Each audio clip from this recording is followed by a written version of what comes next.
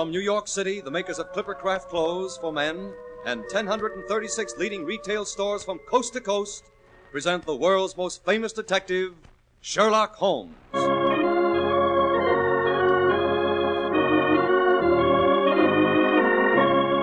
Tonight's story, The Adventure of Shoscombe Old Place. And so, once again, we raise the familiar brass door knocker of Dr. John Watson. Well, Mr. Stark, come in. This is indeed a pleasure. I've been told we'll have to get along with a substitute for Mr. Harris for a few weeks, but I had no idea he'd turn out to be an old friend. I wore my Clippercraft suit, Dr. Watson, so it wouldn't seem too strange in this program. What's on the agenda for tonight? Well, it concerns the strange and slightly horrendous affair at Shoscombe Old Place, in which Holmes investigated the graves in an ancient burial crypt. Sounds promising. And unearthed the fact that certain bones had been disposed of in the furnace. Wow, my hair's beginning to stand up on end already. Yes. The adventure began placidly enough one rainy morning. Holmes and I had just finished an excellent breakfast in our rooms in Baker Street. I was gazing idly through the sporting columns, trying to decide what horse to back in the forthcoming derby. And Holmes? Holmes was pottering around with a low-piled microscope, doing some sort of an experiment.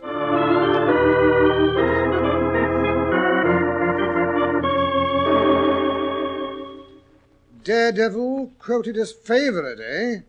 Up and Atom, odds 10-1. Shoscombe Prince, 40-1. Wonder what's brought the odds down on that horse. Aha! Glue, Watson. It's glue. Jack Horner and Break a Day. What did you say, Holmes? I was merely telling you the phenomenal fact that the microscope showed that there's glue in this bit of dust. Glue?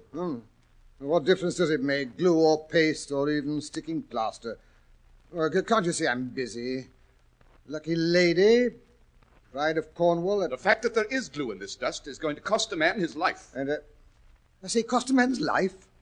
Glue? Now you're interested, eh, Watson? Well, come over here and take a peek through this microscope. Well, it's nothing but a blur to me. Wait, let me adjust it. There. What do you see now? Some long, matted hairs. Those are infinitesimal fibers from a tweed cap, the criminal's tweed cap. The irregular grey masses are dust. These are epithelial scales on the left. Yes, but what are those shiny amber-coloured crystals in the centre? That is the glue. Yes, but how does a man's life depend on those? In the St. Pancras case, you may remember that a cap was found beside the dead policeman. The accused man denies it's his. The stuff under the microscope was taken from one of the seams of that cap and proves the man was lying. But how? The man is a picture frame maker who habitually handles glue. Well, that case is closed. I had a new client who's due to call at 10. He's late. By the way, Watson, you have some knowledge of horse racing, I believe. Well, I ought to. It's cost me about half my year's pension. Good. Then you can be my handy guide to the turf, as I believe you call your racing Bible. Well, what would you like to know? Does the name Sir Robert Norberton mean anything to you? Oh, rather. He lives at Shoscombe Old Place. Yes, the man himself. What's he like? Tall, muscular, has a devil of a temper. He once horsewhipped Sam Brewer, the Curzon Street moneylender on Newmarket Heath. Interesting. Does he often indulge in such pastimes? Well, he has the reputation of being a dangerous man, the most daredevil rider in Europe. See, he won the Grand National a few years back. One of those men who have missed their true generation. He would have been a buck in the days of the Regency. A boxer, a heavy gambler, a devil with the ladies, and a first-class shot. Capital, Watson. A perfect thumbnail sketch. Now, can you give me some idea of Shoscombe Old Place? Well, not much, only that it's very ancient and situated in the centre of Shoscombe Park, and that the famous Shoscombe stables and training quarters are to be found there. And the head trainer is John Mason. I say, how did you deduce that? I didn't have to. John Mason's my most recent client. This letter asking for an appointment is from him. But go on. What else is there of interest about the place? Well, there are the famous Shoscombe Spaniels. You hear of them in every dog show. Spaniels, eh? They're the special pride of the lady of Shoscombe Old Place. Sir Robert's wife? No, Sir Robert has never married. He lives with his widowed sister, Lady Beatrice Folder. You mean she lives with him? No, not at all. I said what I meant.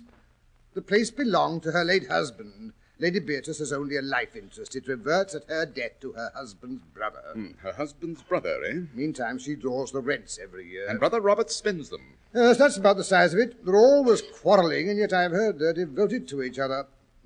But what's amiss at Shoscombe? That's just what I'd like to know. And that, if I'm not mistaken, is the man who can tell us, the trainer, John Mason. Yes, here he comes up the stairs.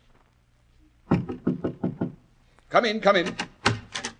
Ah, Mr. Mason, I am Sherlock Holmes. Good morning, Mr. Holmes. You read my note? Yes, this is my friend and colleague, Dr. Watson, Mr. John Mason. How do you do, sir? Please be seated.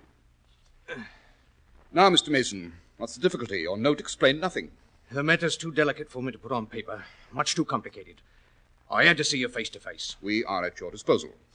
Mr. Holmes, I think my employer has gone mad. My dear Mr. Mason, this is Baker Street, not Harley Street. We do not pretend to be brain specialists. Well, gentlemen, when a man does one queer thing, or even two, but when everything he does is queer, well, I believe Shoscombe Prince and the Derby have turned his brain. Shoscombe Prince, that's the colt you're running, isn't it? Yes, sir. The best in England, if I do say so. I'll be plain with you, because I know you're a gentleman of honor, and it won't go beyond this room. Sir Robert has got to win the Derby. He's up to his neck in debts, and, well, it's his last chance. Everything he can raise or borrow is on that horse. If Prince fails him, he's done for. Sounds like rather a desperate gamble, but that doesn't necessarily mean the man's insane. Where does the madness come in? First of all, his looks, sir. His eyes are wild. I don't believe he sleeps at nights. He's down at the stables at all hours. Then, sir, there's his conduct to his sister, Lady Beatrice. She loved the horses as much as he did. Every day she'd drive down to see him, and above all, she loved Prince. He'd prick up his ears when he heard the wheels of a carriage on the gravel, and out he'd trot to get his lump of sugar. But that's all over now. She drives by every morning without so much as a good day to you. You think there's been a quarrel? Yes. A bitter, savage one it must have been. Why else would he give away a pet spaniel that she loved as if he were a child? To whom did he give it? To old Barnes, what keeps the Green Dragon, 3 miles away at Crendell. Curious, eh, Watson? Of course, with her weak heart and dropsy, you couldn't expect her to get about much with her brother. But Sir Robert spent 2 hours every evening in her room. Now he never goes near her. She's taken it to heart, she has, sir. Brooding and sulky and drinking, Mr. Holmes. Drinking like a fish. Did she ever do that before this estrangement? Well, she took a glass regular every evening, but now, as often as not, it's a whole bottle. There's something rotten about it, Mr. Holmes. Then there's that goings-on down at the old church crypt at night. The haunted crypt, we call it. Haunted? Yes, Mr. Holmes. There's an old ruined chapel in the park, so old nobody can fix its date. And under it there's a crypt. A crypt where all the ancestors of Lady Beatrice's husband lie buried, including the man himself. Well, sir, that crypt has got a bad name among us. It's dark and damp enough by day with the weeds breaking through everywhere, but at night it's worse. Standing there in the moonlight, its broken arches gleaming like ghosts. There's not many in the countryside that have the nerve to go near it at night. But I gather you did, or there'd be no story. Yes, sir. Me and the butler Stevens. We was taking a walk in the moonlight, smoking a pipe before going to bed, when all of a sudden we notices a light, sort of pale and unearthly like, shining in the old chapel. There we stood, Stevens and me, quaking in the bushes like 2 bunny rabbits.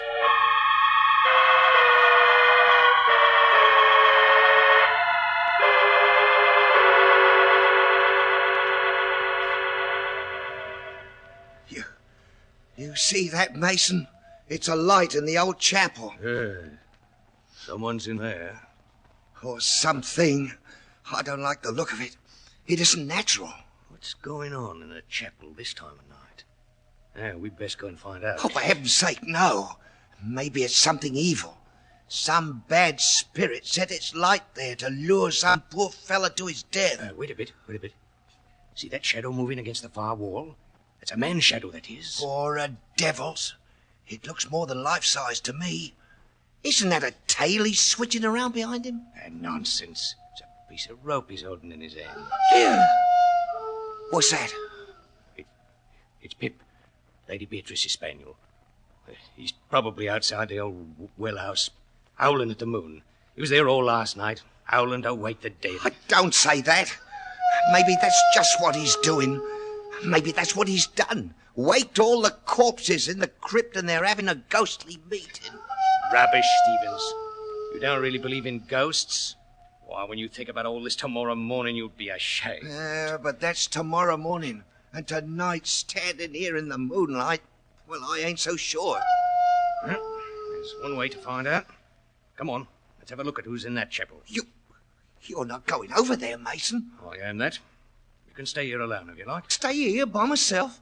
Well, then, go back to the house. What? And pass by that well house and that howling dog all alone? It's only Pip. No, I'm coming with you. At least there'll be two of us. Right, stout lad. Come along, then. Don't crackle the bushes any more than you can help. Confound that beast! Hello. Light's disappearing down the stairs into the crypt. See? There's no one in here in the chapel. Oh, then what's the good of us coming down? Look. There's a crack in the stone floor. Over there. Where the streak of light's coming through, see? We can get over to it without being heard. Maybe we can see what's going on down below. I wish I was safe in my bed. Now then. We'd best crawl along in our stomachs. Easy does it. All right. Yeah, here's the crack. By George, you're right. It's two men. That first one with the thin yellow face. I've never seen him before, I'd swear to that.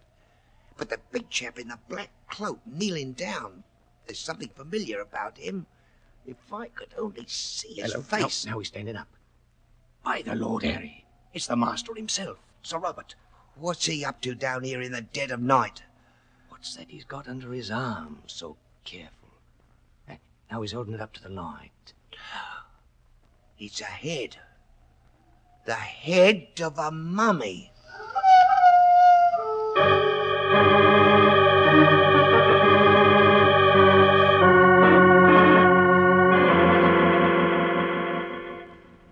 What an eerie experience, Mr. Mason. That it was, Dr. Watson. I'd have given me notice the next day, except that, well, I didn't want to leave Lady Beatrice alone at the mercy of that ruffian. I tried to see her ladyship and tell her what was going on, but she wouldn't see me. Sent out word by our maid, Carrie Evans, she wasn't feeling well enough. Not feeling well enough? Yes, Mr. Holmes. But she was well enough to go out driving all the same. How long has this maid, Carrie Evans, been with Lady Beatrice, Mr. Mason? Going on 5 years, sir. And she's devoted? She's devoted, all right. I won't say to whom. I can't be creating scandal. You don't have to. Sir Robert's reputation with the ladies is, shall we say, a trifle shady. Yes, and scandal's been clear for a long time, I'm afraid. I say, Holmes, perhaps that's the cause of the quarrel between the brother and sister. Being an invalid, she has no way of enforcing her will. So the hated maid is still at Shoscombe. Lady Beatrice sulks and takes to drink. Sir Robert becomes angry and gives away her pet spaniel. That explains everything, doesn't it? Everything but the nocturnal visit to the crypt, who the yellow-faced stranger was, and why Sir Robert was holding a skull in his arms. Just a few trifling omissions, Watson. Oh, go to blazes. Quite. Now then, Mr. Mason, you say Sir Robert gave his sister's spaniel away to the proprietor of the Green Dragon. Yes, Mr. Holmes. When was that? About a week ago, sir. Day after we saw him in the crypt. The very day Sir Robert left for London. Oh, he left for London, did he? Yes, sir. And has he come back? We're expecting him back tomorrow, sir. And has Lady Beatrice been taking her morning drives the same as usual? Yes, Mr. Holmes. 11 o'clock sharp. She and Carrie go out together. I'm not quite clear what you expect me to do in this matter, Mr. Mason. Maybe this will make it more definite, sir. Yes, I've been wondering what you had in that paper bundle. It's something Harvey. He's one of my lads. Found in the furnace up at the big house when he was raking out the cinders yesterday. A bone. Badly charred. I say, What is it, Watson? Your knowledge of anatomy is more accurate than mine. That's part of a femur. A human bone. Exactly. When does this lad tend to the furnace? Every night he makes it up and then leaves it. Anyone could visit it during the night. Yes, sir. You don't think Sir Robert... Watson, you forget Sir Robert's supposed to be in London. These are deep waters, Mr. Mason. Deep and rather dirty, but I'm beginning to see to the bottom. How is the fishing in the neighborhood of Shoscombe Old Place? The fishing, Mr. Holmes? Yes, the doctor and I are famous fishermen, and we haven't had an opportunity to show our prowess this season, eh, Watson? Well, if it's fishing you're after, there's nothing can come up to the trout in the middle stream. Good. You may address us in future at the Green Dragon. We shall reach there tonight.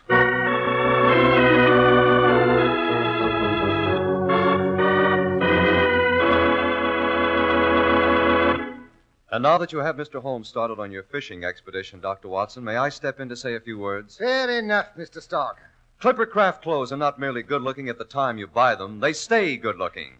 Part of the reason for this is hidden from your eyes. That's the painstaking tailoring, the hundreds of stitches inside. Yes, fine tailoring and rich, long-wearing fabrics are the reasons Clipper Craft clothes are remarkable values at their more than modest prices. Naturally, prices low as these wouldn't be possible without the unique Clipper Craft plan. This plan concentrates the buying power of 1,036 great stores across the country, creating year-round economies in manufacturing and distribution costs.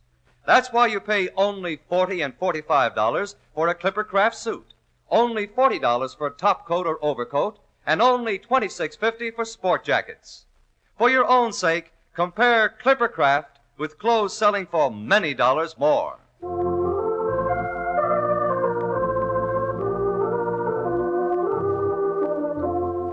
And now to return to our story, Dr. Watson. Well, suppose we pick up after Holmes and I had settled ourselves at the Green Dragon. Mid-morning found us tramping down the road leading towards Shoscombe place, carrying rods and reels and all the rest of the trout fisherman's paraphernalia.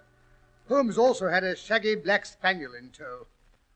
Ah, splendid weather for fishing, eh, Watson? The trout should be fairly jumping at the hook. Yes, I shall have a good opportunity to try that new fly of mine. If that confounded dog doesn't scare the fish away. What in thunder made you bring that spaniel along? You mean Pip? Yes. Down, boy, down.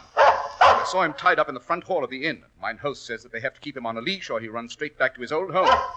Easy, Pip, don't pull so, boy. The poor dog seemed to want to go walking, so I said I'd take him. Yes, but a dog on a fishing jaunt, oh, really, Holmes, you... Now, if we were going hunting, it would be different, eh? Yes, but it's not the hunting season. You never know. We may get in a little hunting before we get to our fishing.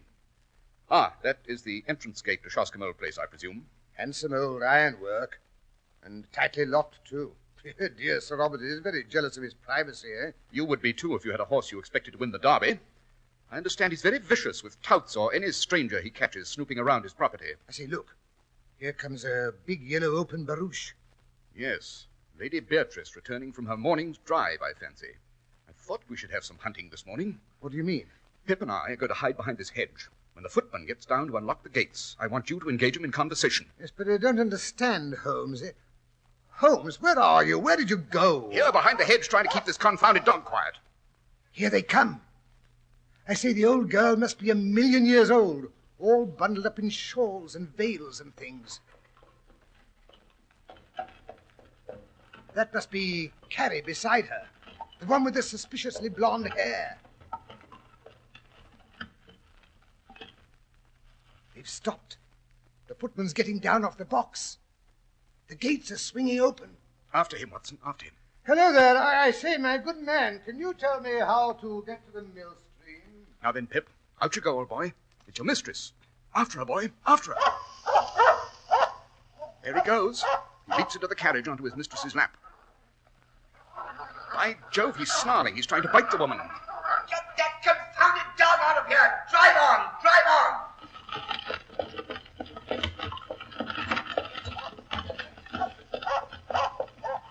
Come on, Pip. Did she try to kick you? Well, never mind, old boy. Well, Watson, that's done it. He expected to see his mistress, and he found a stranger. Dogs don't make mistakes. But it was the voice of a man. Exactly. Our little hunting party was quite a success. We flushed our bird. Now, come along, Watson. The fish are waiting for us. Look here, Holmes. You're not going to give up this clue. Not exactly. But our hunting must be postponed until after dark. And then, I promise you, it will be for big game.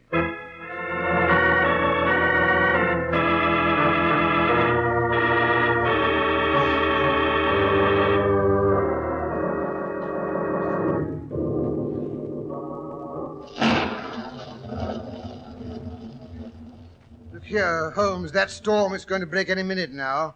Hadn't we better get back to the inn? Oh, rubbish. We can reach the chapel before we get too wet. Yes, but how do we get home again? By running, I suspect. We may get wet. I told the landlord to have some of the trout we caught this afternoon and a Stilton cheese, salad, and a hot toddy waiting for us. Oh, then let's get back now. I said we wouldn't be back before 10:30, but if we weren't back by then, to rout out the local police. You think it's as bad as all that? I don't know.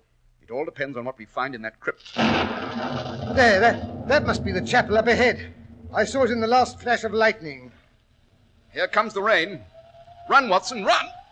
I say, don't go so fast. Good Lord, it's as black as the inside of my pocket.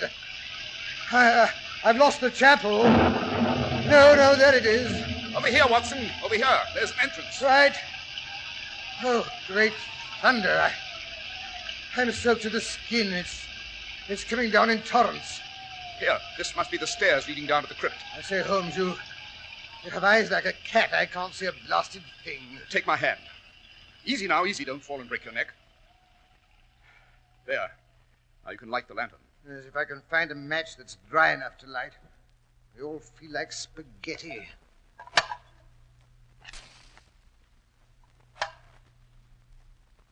There. Phew. What a sepulchral place. Look at all those vaults. I had no idea Lady Beatrice's husband had so many ancestors. Yes, some of those graves date back before the Norman invasion. Look at the Saxon names. Adalbert, Harold. And here are the Normans. Long line of Hugos and Odos and Percys. But it's this leaden coffin we're interested in, I imagine.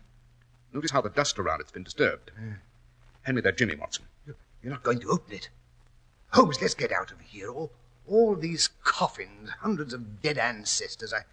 I feel like a ghoul myself prying into their long-forgotten secrets. Rubbish. I'll have this lid off in no time. 1, 2... Stand back! What the... Keep away from that coffin. Keep back, I say, or I'll blow you to bits. Well, if it isn't Sir Robert Norberton himself. This is a surprise. Allow me to present myself. I am... Sherlock Holmes, you don't have to tell me. I heard how you tried to frighten my sister this morning. Now, clear out. Your sister? Yes, my sister. Now, what is your motive? What are you doing here? Answer me, do you hear? I, too, have some questions to ask, Sir Robert. What have you done with your sister? My sister? My sister is home in bed, of course. If your sister's home in bed, would you mind telling me whose body is inside this coffin? Throw back the lid, Watson. There, Sir Robert. Is that the body of your sister, or isn't it? It is. But you're not the official police. What business is it of yours, anyway? My business is that of every good citizen, to uphold the law. What? You mean you'll hand me over to the police? Good Lord, this is terrible. I know appearances are against me, but I couldn't do anything else. Now, let me explain. Your explanations must be to the police, I'm afraid. But that will ruin me, don't you understand? I've always been dependent on my sister, Lady Beatrice, for everything. I'm deeply in debt. If it were known that my sister were dead, my creditors would come down on me like vultures. Everything would be seized, my stables, my horses. Shoscombe Prince would never run the Derby. Oh, Mr. Holmes, my sister did die just 1 week ago. She died of dropsy, which had long afflicted her. That will be for the coroner to decide. I was faced with absolute ruin. If I could only keep her death hushed up until day after tomorrow when the Derby is run, I'll make a fortune. If your horse wins. Oh, he will, he must. My good name depends on it. On the first night after my sister's death, Norlet, who is Carrie Evans' husband and an actor, helped to carry her body out to the old well house. We were followed, however, by her pet spaniel, who howled all night long. I finally had to get rid of him. And it was Norlet, the actor, who impersonated your sister this last week? Yes, Mr. Holmes. Oh, this last week I've lived the life of the damned. My conscience has given me no peace. Later, we buried my sister's body here, in what is still consecrated ground. One of the tombs of her husband's ancestors. After having endeavored to destroy the ancestors' bones in the furnace. What? I don't know how you know that, but it's true. And now it's for nothing. All for nothing. I'm ruined, Mr. Holmes, ruined. Not necessarily. Well, what do you mean? After all, the Derby is only the day after tomorrow. Of course, we must lay the case before the local authorities, but I still have a little influence here and there. Would you? Would you use it? It's not altogether impossible.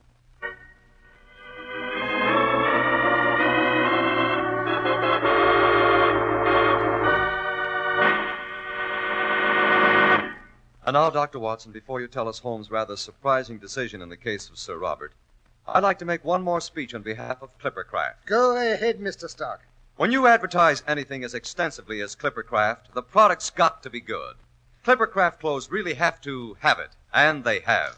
They're the most amazing clothes you've ever seen at prices so very modest. Remember, Clippercraft suits are only $40 and $45, top coats and overcoats only $40, and sport jackets only $26.50. No, you won't find such smart styling and comfort, such rich, long-wearing fabrics, even at far higher prices. They're made possible by the renowned Clippercraft plan, concentrating the buying power of 1,036 of the nation's finest stores from coast to coast, so that these great clothes are available to you at your own local independent store, the store you can trust. Yes, selling expensive clothes at inexpensive low prices at the nation's finest independent stores is the great big idea behind the Clippercraft plan. That's why men who know insist on Clippercraft clothes. So be sure to visit the Clippercraft store in your city. These leading stores in the metropolitan area are proud to add their names to Clippercraft in your suit, top coat, and overcoat. In Manhattan, John Wanamaker Men's Stores, Broadway at 8th and 67 Liberty Street. Saks 34th, Broadway at 34th. In Brooklyn, Abraham and Straus. In Newark, New Jersey, Boulevard Men's Shop, Kresge Newark. And in Jamaica, the B&B Clothes Shop, 16408 Jamaica Avenue.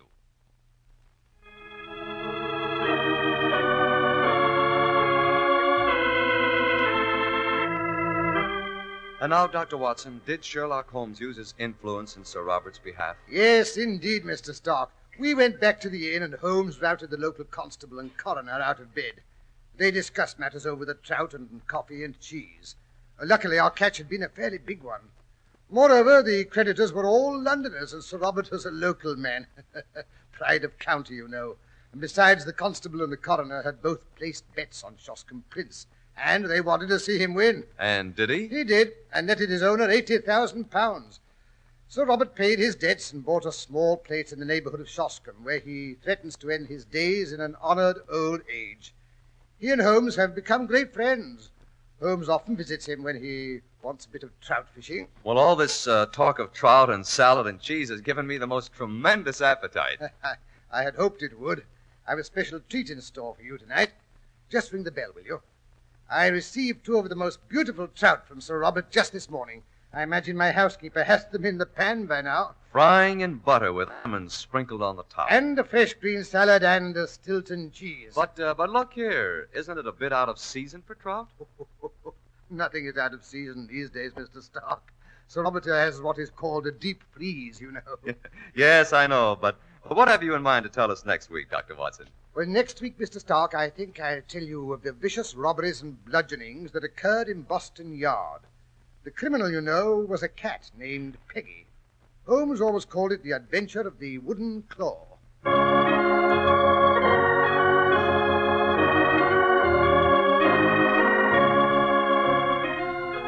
The makers of Clippercraft clothes and 1,036 leading stores from coast to coast have brought you another in the new series of broadcasts featuring the world's most famous detective, Sherlock Holmes.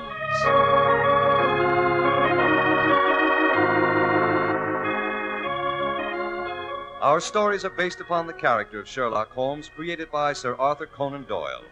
Sherlock Holmes is played by John Stanley, Dr. Watson by Alfred Shirley, and the dramatizations are by Edith Meiser. Sherlock Holmes is produced and directed by Basil Lochran, with special music by Albert Berman.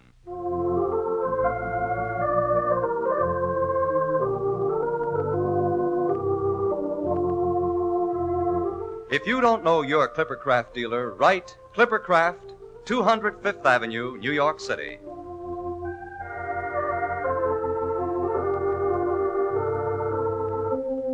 Be sure to listen next week to Sherlock Holmes in the Adventure of the Wooden Claw.